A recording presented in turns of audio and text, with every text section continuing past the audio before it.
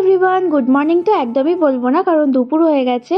স্নান টান অনেকক্ষণ আগেই সেরে নিয়েছিলাম আমি, আর রেডিও হয়ে নিয়েছি, কারণ দুপুরবেলা মানে বিকেলবেলা পড়া আছে, পড়তে যাব।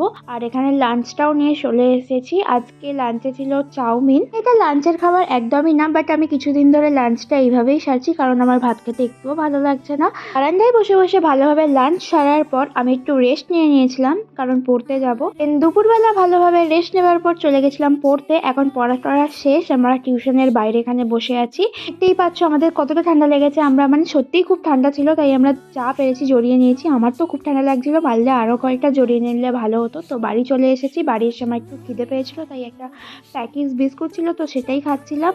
তারপর ভাবছিলাম কি করব, কিছু কাজ ছিল সেগুলো সারলাম। সেরে ডিনারের টাইম হয়ে গেছিলো, তাই ডিনারটাও করতে চলে গেছিলাম। আজকে রুটি আর সবজি ছিল ডিনারে, তো সেগুলো খেলাম। তারপরে বড় পিসি আমার চুলটা একটু বেঁধে দিচ্ছিল। আজকাল একটু চুলটা বেঁধে শুচ্ছি, কারণ চুলটার আর কিছু নেই। চুলটা উঠে উঠে ব্যাস শেষ, সরু হয়ে গেছে লিকলিকে। ওই বলে না, দাঁত থাকতে দাঁতের মর্যাদা বোঝে না, ওটাই হচ্ছে আমার অবস্থা। যাই হোক গাইস, দেখা হবে নেক্সট কোনো মিনিট ব্লগে। বাই।